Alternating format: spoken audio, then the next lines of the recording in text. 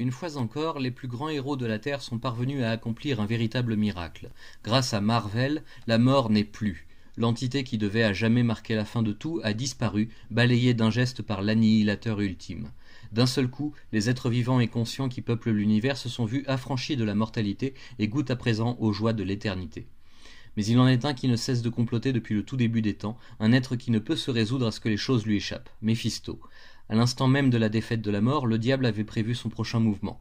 Désormais, il parcourt le monde en infligeant souffrance et désespoir à toutes les personnes qui aspiraient à une vie meilleure.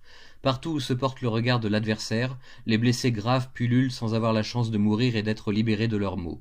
Sur toute la planète, des hôpitaux gigantesques sont bâtis afin d'accueillir ces malheureux, condamnés à une éternité de douleur et d'agonie. Mais Méphisto lui-même n'est qu'un mal secondaire face à la cruelle vérité qui se dévoile aujourd'hui aux yeux mécaniques de X-51, le nouveau gardien. Alors que Mar-Vell est devenu une entité pratiquement omnipotente et omnisciente, il a usé de ses pouvoirs afin de créer une nouvelle dimension, un monde nouveau à même de recevoir les âmes de toutes les personnes décédées par le passé et coincées jusqu'à présent dans le royaume des morts. Maintenant, ces âmes en peine peuvent s'élever et goûter à la joie de savoir tous leurs vœux et désirs exaucés dans leur propre paradis. Cependant, ce paradis miraculeux n'est pas sans conséquence pour le reste de l'univers. La zone négative, où cette nouvelle création a vu le jour, est attaquée et rongée comme par un cancer, chaque monde se retrouvant absorbé et pour ainsi dire détruit au contact du paradis qui ne cesse de s'étendre à chaque nouvelle âme qui le rejoint. Les seigneurs de la zone négative se réunissent donc pour désigner un coupable, un responsable de cette ignoble trahison, Reed Richards.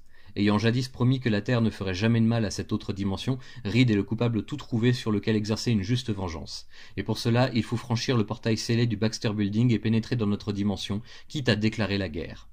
Pendant ce temps, Reed et les scientifiques héroïques réunis autour de lui se penchent sérieusement sur le problème posé par l'absence de mortalité. Des questions éthiques douloureuses se posent en effet. Qui mérite de vivre éternellement ? Est-ce que l'immortalité ôterait au contraire toute inhibition aux êtres vivants? Et enfin, comment soulager les souffrances interminables des victimes de Méphisto maintenant que la mort n'existe plus? La médecine semble inefficace et impuissante face à tant de mutations différentes et à tant de douleurs. Bien vite, Richards et ses collègues en viennent à envisager l'impensable. Comment reproduire le pouvoir de la mort? C'est le point de départ d'une longue quête qui mènera les héros d'autrefois tout autour du monde et même au-delà, à la recherche de la réponse ultime aux maux qui affligent l'humanité.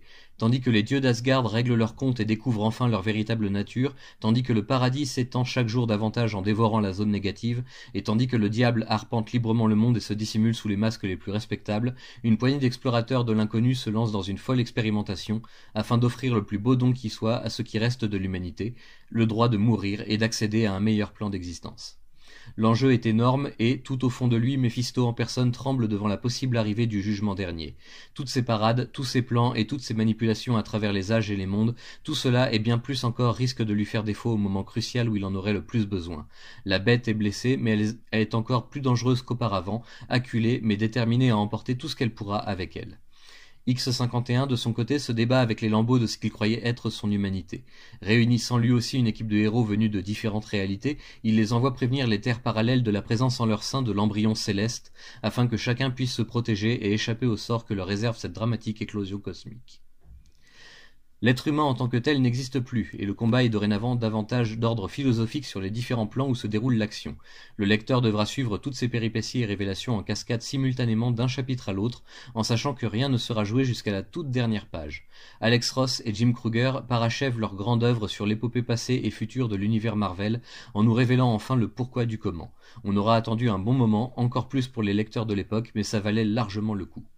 Ici, je dois revenir sur quelque chose que je n'ai pas abordé dans mes 2 articles précédents sur cette trilogie, les appendices des chapitres principaux, de précieux ajouts de commentaires et réflexions des personnages et à travers eux de leurs auteurs sur la finalité de toute cette histoire et sur l'énormité de ce que l'on finit par tenir entre ses mains. Cela permet depuis le début aux auteurs de caser davantage de textes ainsi que des dialogues lourds de sens en un minimum de pages et sans avoir à recourir à de nouvelles illustrations qui alourdissent le tout. Concrètement, rien ne vous oblige à lire les appendices, mais c'est vraiment plus que conseillé si vous souhaitez avoir une vision d'ensemble la plus juste possible. Encore une fois, il faut remercier le travail énorme de Panini sur l'adaptation en version française de cet omnibus, pas aussi imposant que le précédent, mais tout de même suffisant pour vous tenir en haleine toute une nuit si le cœur vous en dit. Si vous avez toujours eu des questions irrésolues sur l'univers Marvel et sa finalité, sa destinée devrais-je dire, alors cette trilogie Terre X est pour vous. Autre point à mettre en avant, la présence d'un énorme cahier bonus à la fin de l'histoire, regroupant non seulement des croquis et ébauches des personnages, mais aussi des morceaux entiers d'histoires supplémentaires qui enrichissent davantage l'ensemble de la trilogie, ainsi que de précieuses notes des auteurs adressées aux artistes et aux générations futures. C'est vraiment une expérience de lecture géniale à tout point de vue. Bien sûr, cela reste malgré tout toute la bonne volonté du monde, une vision très judéo-chrétienne de l'au-delà et de ses différentes incarnations, ainsi que du traitement des âmes et de l'après-vie. 3 albums de bonne taille ne suffiront jamais à recouper toutes les croyances de notre espèce en la matière, mais c'est toujours un bon début qui fait solidement réfléchir sur tout ce que l'on prend pour acquis et qui fait, au fond, notre unique humanité.